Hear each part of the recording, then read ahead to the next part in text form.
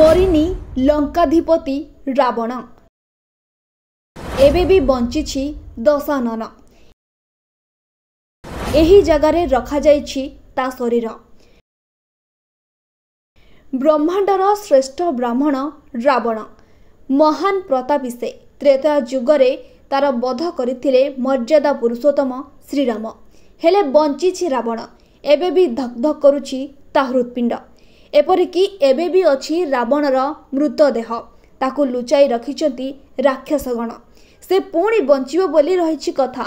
बध हेला परे रावणर मृतदेह को नष्ट करि नथिले रावणर किछि विश्वस्त राक्षस बरम नै जाइथिले, जहा बध हुए आपण जानि नथिबे।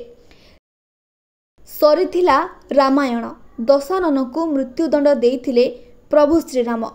रावणर नाभि को ब्रह्मास्त्र प्रयोग करथिले श्रीराम। आउ मायावी युद्ध करुथुवा रावण तळे पड़ी जाइथिला, छाड़ी जाइथिला ता प्राणवायु।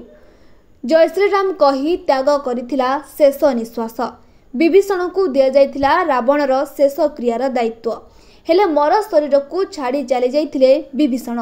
तेबे ता मृतदेह को पोड़ी नथिले राक्षसकुल, लुचाई देइथिले सेमाने। श्रीलंका प्रत्नतत्व विभागर कहिबा अनुसारे रेगाला जंगल रे अछि रावणर मर शरीर। एने मिलिछि अनेक प्रमाण। रेगाला जंगल थिबा विराट पहाड़ बढ़ाइछि एही संदेह। एपरिकी रावणर पुष्पक विमान मध्य सेठारे रहिछि। किछि जण कुहंती एही गुंफा भितरे दशाननर मृतदेह रहिछि, जहा खूब विराटकाय। या सह रावणर अलंकार को एठारे पोती देइछंती राक्षस। आहुरी बहु मूल्य संपत्ति रहिछि एही गुंफा भितरे, जहार अनेक प्रमाण पाइछंती श्रीलंका सरकार। आहुरी मध्य दाबी हुए जे एक बड़ सिंधुक भितरे रावणर मृतदेह को लुचाई रखा जाइछि, जेउथिरे भरी रहिछि हीरा, लीला आउ रत्न। आउ एहाकु जगी रहिछंती विषाक्त साप सह अनेक भयंकर प्राणी। अनेक अजणा जंतु मध्य सिंधुक को जगिछंती।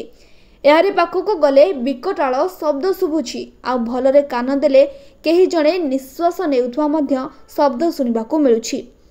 समुद्रर पतनठू 8000 फुट उच्चरे रहिछि एही गुंफा।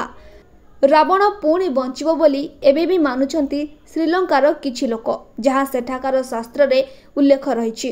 तेबे दर्शक बंधु, कलिजुगरे रावण बंचिले आहुरी भयंकर कथा होई पारे। रावण तार पूर्ण प्रतिशोध निश्चय नेब, लोकंकु हैरान मध्य करिब। आहुरी पृथ्वी रे बढ़िबो अत्याचार।